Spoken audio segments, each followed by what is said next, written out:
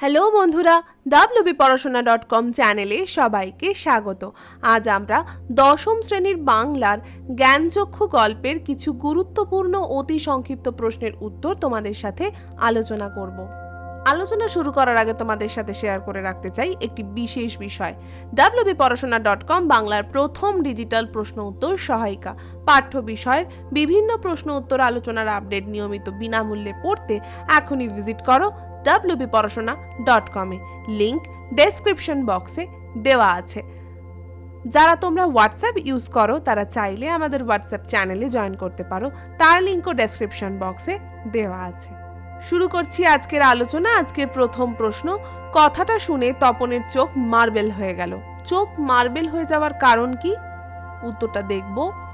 তপনের ছোট মেশো একজন নামী লেখক এবং তার লেখা বই ছেপে বেরোয়। এই কথা শুনে প্রবল বিস্ময়ে তপন অবাক হয়ে গিয়েছিল, তাই তার চোখ বড় বড় বা মার্বেলের মতন হয়ে গিয়েছিল। দ্বিতীয় প্রশ্ন, তপনের গল্প পড়ে ছোট মাসি কি বলেছিল? উত্তরটা দেখব। তপনের লেখা গল্প পড়ে ছোট মাসি তারিফের সুরে বলেছিলেন, ওমা এ তো বেশ লিখেছিস, এবং এর সাথে তিনি জানতে চেয়েছিলেন যে লেখাটি তপনের নিজের লেখা কিনা। পরের প্রশ্ন, একটু কারেকশন করে করে দিলে ছাপতে দেওয়া চলে। কে কি ছাপানোর কথা বলেছেন? উত্তরটা দেখব। এই জ্ঞানচক্ষু গল্পের চরিত্র তপনের ছোট মেশো এই কথা বলেছেন। তিনি একজন লেখক মানুষ, তিনি তপনের লেখা একটি গল্পকে কারেকশন করে ছাপানোর কথা বলেছেন। চতুর্থ প্রশ্ন, তপন প্রথমটা ভাবে ঠাট্টা। কোন কথাটা তপন ঠাট্টা ভেবেছিল? উত্তরটা দেখব। তপনের লেখা দেখে তার ছোট মেশো লেখাটি কারেকশন করে দেবার পরে ছাপতে দেওয়া যেতে পারে বলেছিলেন। বালক তপন ছোট মেশোর এই কথাটিকেই মজা বা ঠাট্টা ভেবেছিল। পঞ্চম প্রশ্ন, তাহলে বাপু তুমি ওর গল্পটা ছাপিয়ে দিও। কে কোন প্রসঙ্গে এই কথা বলেছেন? উত্তরটা দেখব। তপনের ছোট মাসি এই কথাটি বলেছিলেন তপনের লেখা একটি গল্প ছাপানো যেতে পারে জেনে ছোট মাসি তার লেখক স্বামীকে এই অনুরোধ করেছিলেন। এর পরের প্রশ্ন, বিকেলে চায়ের টেবিলে ওঠে কথাটা। চায়ের টেবিলে কি কথা ওঠে? উত্তরটা দেখব। তপনের ছোট মেশো তপনের একটি লেখা সন্ধ্যা তারা পত্রিকায় ছাপিয়ে দেবার কথা বলেছিলেন। বিকেলের চায়ের আসরে সেই কথাই উত্থাপিত হয়েছিল। পরের প্রশ্ন, সারা বাড়িতে শোরগোল পড়ে যায়। বাড়িতে শোরগোল পড়ার কারণ কি? উত্তরটা হলো, সন্ধ্যা তারা পত্রিকা তখনকার দিন একটা বেশ নামী পত্রিকায় তপনের লেখা ছাপা হয়েছে জেনে সারা বাড়িতে শোরগোল পড়ে যায়। আজকের পরের প্রশ্ন, তপন কৃতার্থ হয়ে বসে বসে দিন গোনে। তপন বসে বসে দিন গোনে কেন? উত্তরটা দেখব। তপনের ছোট মেশো তপনের লেখা একটি গল্প ছাপতে দেবার জন্য নিয়ে যান। সেই লেখা কবে ছেপে বেরোবে তার জন্যই খুব অপেক্ষায় ছিল তপন। আলোচনার বাকি অংশে যাওয়ার আগে তোমাদের সাথে শেয়ার করে নিতে চাই একটা বিশেষ বিষয়।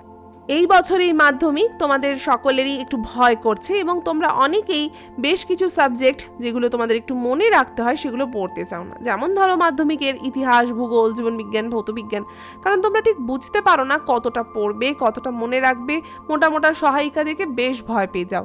তোমাদের এই সমস্যার কথা মাথায় রেখে wbporashona.com নিয়ে এসেছে to the point ebook series. পাওয়া যাচ্ছে মাধ্যমিকের 4টি সাবজেক্ট ইতিহাস, ভূগোল, জীবনবিজ্ঞান এবং ভৌতবিজ্ঞানের ওপর। প্রতিটি বিষয়ের সম্পূর্ণ সিলেবাস পাচ্ছ মাত্র 30 পাতার মধ্যে। হ্যাঁ, ঠিকই শুনলে, মাত্র 30 পাতার মধ্যে। কি থাকছে? প্রত্যেকটা সাবজেক্টের প্রতিটা চ্যাপ্টার থেকে আমরা সমস্ত ইম্পর্টেন্ট পয়েন্টসগুলোকে একত্রিত করেছি। অর্থাৎ এই পয়েন্টসগুলো তোমরা যদি একটু পড়ে নিতে পারো বা মনে রাখতে পারো, সেক্ষেত্রে তোমাদের শর্ট কোয়েশ্চেন্স, VSAQ, ইভেন তোমরা বড় প্রশ্নেরও উত্তর লেখা তোমাদের কাছে অনেক সহজ হয়ে যাবে। তাই আর দেরি না করে এখনই আমাদের সাথে কন্ট্যাক্ট করতে স্ক্রিনে দেওয়া নাম্বারটাতে ডায়াল করতে পারো, অথবা যারা এখনই পারচেস করতে চাও তারা আমাদের ডেসক্রিপশন বক্সে দেওয়া লিঙ্কে ক্লিক করে চলে যাও সরাসরি আমাদের পেমেন্ট পেজে। সেখানে পেমেন্ট কমপ্লিট করলেই তোমাদের এই ইবুকগুলি হোয়াটসঅ্যাপ অথবা ইমেলে পাঠিয়ে দেওয়া হবে। চলে এলাম পরের প্রশ্ন, পৃথিবীতে এমন অলৌকিক ঘটনাও ঘটে। অলৌকিক ঘটনাটি কি? উত্তরটা দেখব। সন্ধ্যা তারা পত্রিকায় তপনের লেখা ছাপা হয়েছিল। বালক তপনের কাছে এই ঘটনাই ছিল একটি অলৌকিক ঘটনার সামিল। দশম প্রশ্ন, সূচিপত্রেও নাম রয়েছে। সূচিপত্রে কি লেখা ছিল? উত্তরটা দেখব। সূচিপত্রে লেখা ছিল প্রথম দিন, গল্প শ্রী তপন কুমার রায়। অর্থাৎ তপনের লেখা গল্প সন্ধ্যা তারা পত্রিকায় ছাপা হয়েছে এই নামে। আজকের মতো এখানেই পর্বটা শেষ করছি। কেমন লাগলো আমাদের এই ছোট্ট আলোচনা আমাদের অবশ্যই কমেন্ট করে জানিও। ভালো লাগলে লাইক আর অনেক শেয়ার করো। যারা আমাদের চ্যানেলটা এখনও সাবস্ক্রাইব করোনি তাদেরকে বলছি প্লিজ সাবস্ক্রাইব করে পাশে থাকা বেল বাটনে ক্লিক করে দিও। আবার দেখা হবে অন্য কোনো পর্বে।